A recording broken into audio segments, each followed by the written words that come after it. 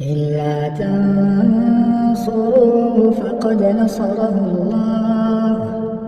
إذ أخرجه الذين كفروا ثاني اثنين إذ هما في الغار إذ يقول لصاحبه لا تحزن إن الله معنا لا تحزن إن الله معنا لا تحزن إن الله معنا فأنزل الله سكينته عليه وأيده بجنود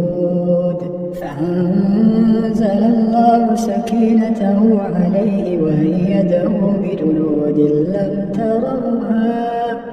وجعل كلمة الذين كفروا السفلى